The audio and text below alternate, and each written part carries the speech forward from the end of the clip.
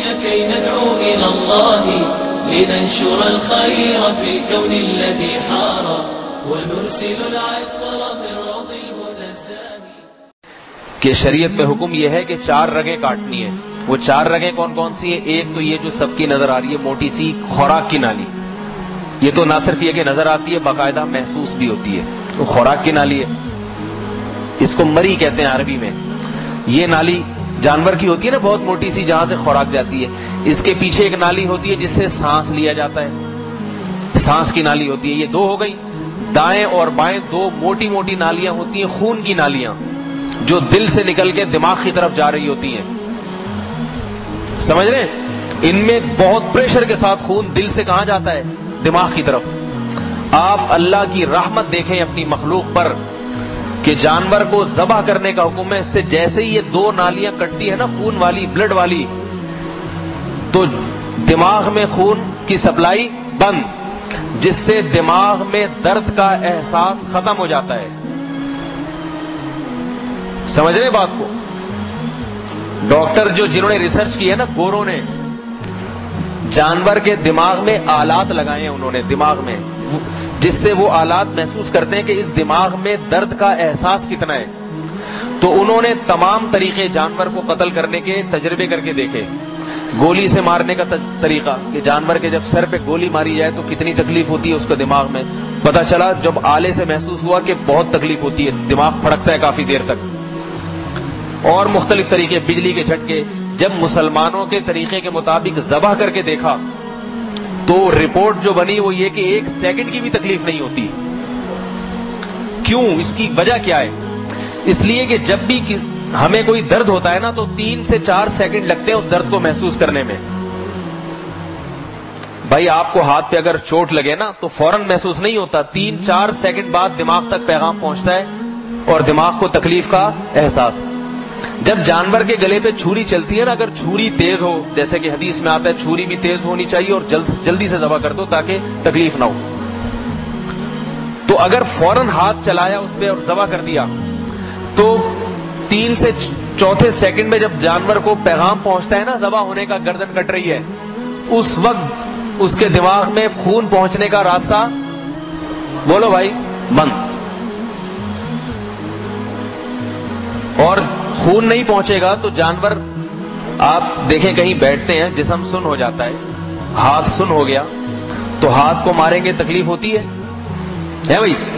نہیں ہوتی. حالانکہ بلڈ موجود ہے, خون موجود ہے, مگر خون کا دوران کم ہو گیا ہے.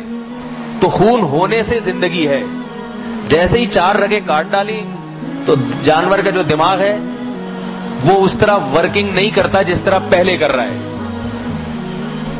لہذا اس کو کٹنے کا بھی احساس نہیں ہوتا. اور وہ جو جسم تڑپتا ہے نا اس تڑپنے کی دماغ کو تکلیف نہیں ہوتی.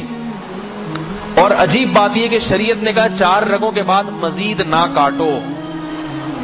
یہ جو پیچھے گردن ہے نا, اس میں اعصابی رگیں ہیں. ہمارے دماغ میں پیچھے کی جانب جو دماغ کا ایک ایسا حصہ ہے جس کو ریفلیکٹ ایکشن کہتے ہیں, فوراً وہ لاشعوری حرکت جسے کہتے ہیں.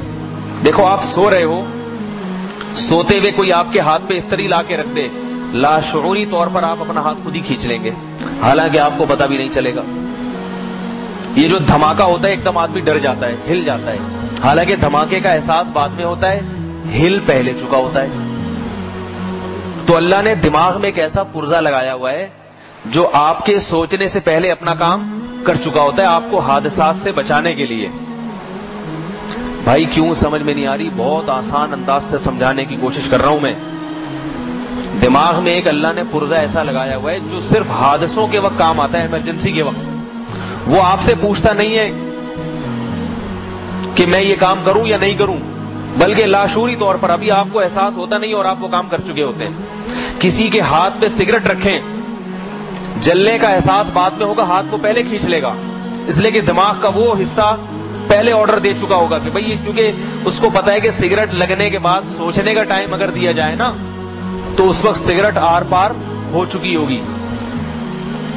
تو وہ جو دماغ کا وہ والا حصہ ہے نا جو آرڈر کرتا ہے جسم کو, جب رگیں کٹ گئیں اور دل پھڑک رہا ہے اور خون نکل رہا ہے تو دماغ کا وہ والا حصہ ورکنگ میں رہتا ہے اور وہ پیچھے جو اعصابی رگیں ہیں ان کے ذریعے جسم کو آرڈر کرتا ہے کہ بھئی کچھ الٹا پلٹا کام ہو گیا ہے، جس سے جسم خوب اچھی طرح تڑپتا ہے. جانور بہت ٹانگیں چلاتا ہے، اس کا فائدہ یہ ہوتا ہے کہ اس کا جسم کا جتنا خون ہے وہ سارا اس کی حرکت کی وجہ سے باہر نکل جاتا ہے. بھائی کیوں نہیں سمجھ میں آ رہی؟ اتنی آسان بات. اب اگر جانور کی گردن پوری کاٹ دی جائے تو تکلیف تو نہیں ہوگی، ایک حکمت تو حاصل ہوگی، مگر دوسری حکمت فوت ہو جائے گی کہ اس کا گوشت خون سے پاک نہیں ہوگا. شریعت نے ایسا حکم دیا کہ تکلیف بھی کم سے کم ہو، یا تو بالکل ہی نہ ہو یا کم سے کم ہو، اور اس کا گوشت بھی ناپاک اور گندے خون سے صاف ستھرا ہو جائے. سمجھ رہے بات کو؟ اس لیے یورپ میں بھی آج کل اسی پر ریسرچ ہو رہی ہے کہ جانور کو ذبح کر کے ہی کھانا چاہیے.